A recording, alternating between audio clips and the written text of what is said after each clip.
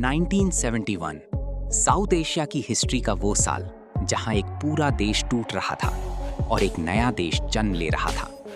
इस कहानी के पीछे जो सच छुपा है वो आज भी कई लोगों को पता नहीं। ये सिर्फ एक युद्ध नहीं था, ये एक ऐसी आग थी जो इंसानियत, सियासत और खून के बीच जल रही थी। सोचिए एक रात जब आसमान पर शांति थी लेकिन जमीन के नीचे गोलियों की आवाज गूंज रही थी।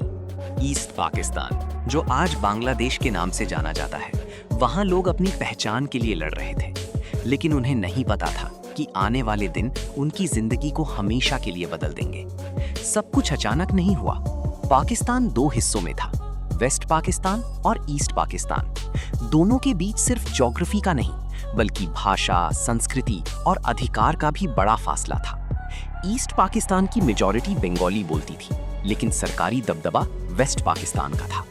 धीरे धीरे गुस्सा बढ़ता गया और फिर आया 1970 का इलेक्शन।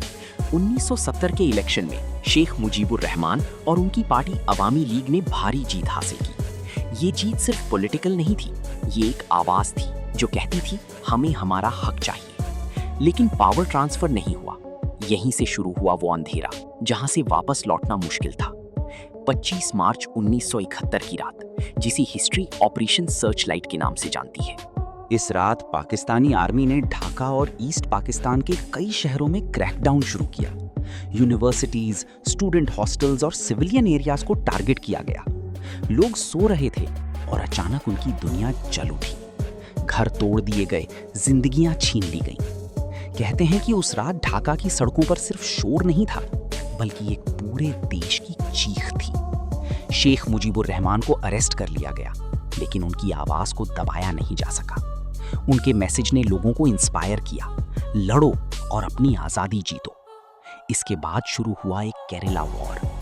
मुक्ति बाहिनी यानी बांग्लादेश के फ्रीडम फाइटर्स जंगलों, गांवों और बॉर्डर एरिया से लड़ने लगे। ये कोई रेगुलर आर्मी नहीं थी, ये स्टूडेंट्स, फार्मर्स और आम लोग थे जिनके पास ज्यादा हथियार नहीं थे, लेकिन जज्बा बहुत बड़ा था। इंडिया ने इस क्राइसिस को नजरअंदाज नहीं किया। करोड़ों refugees India, specially West Bengal, Assam और त्रिपुरा में आने लगे। अंदाजा लगाया जाता है कि लगभग 10 मिलियन लोग अपने घर छोड़कर भागने पर मजबूर हुए। ये सिर्फ एक मिलिट्री कॉन्फ्लिक्ट नहीं था, ये एक ह्यूमैनिटेरियन क्राइसिस बन चुका था। बॉर्डर पर कैंप्स भर गए थे। भूख, बीमारी और डर, हर तरफ सिर्फ तकलीफ थी। इंडिया पर प्रेशर बढ़ रहा था कि वो इंटरवीन करे। और फिर दिसंबर 1971 आया, जब सिचुएशन ने एक और बड़ा टर्न लिया। पाकिस्तान ने इंडिया के एयर बेसिस पर प्रीएम्प्टिव एयर स्ट्राइक्स किए। इसके बाद ऑफिशियली इंडिया और पाकिस्तान के बीच वॉर शुरू हो गया। इंडियन आर्मी ने मुक्ति बाहिनी के साथ मिलकर ईस्ट पाकिस्तान में ऑपरेशन स्टार्ट किए। ये एक रैपिड मिलिट्री कैंपेन था। सिर्फ कुछ ही दिनों में इंडियन फोर्सेस ढाका की तरफ बढ़ने लगे। लेकिन इस कहानी का सबसे इंटेंस पार्ट वो था जब ढाका के अंदर केओस अपने पीक पर था। 9 दिसंबर से 16 दिसंबर तक का पीरियड हिस्ट्री में सबसे डिसाइसिव माना जाता है। फिर आता है 16 दिसंबर 1971, वो दिन जब ढाका में पाकिस्तानी ईस्टर्न कमांड ने सरेंडर साइन किया। लगभग 93,000 सोल्जर्स ने इंडियन आर्मी और मुक्ति बाहिनी के सामने सरेंडर किया। ये वर्ल्ड के लार्जेस्ट मिलिट्री सरेंडर्स में से एक माना जाता है। उस दिन सिर्फ एक आर्मी नहीं हारी थी, एक नया देश जन्म ले रहा था। बांग्लादेश इंडिपेंडेंट हो गया। और ये कहानी यहीं खत्म नहीं होती, क्योंकि इतिहास कभी पूरी तरह खत्म नहीं होता, वो सिर्फ नए रूप में जिंदा रहता है।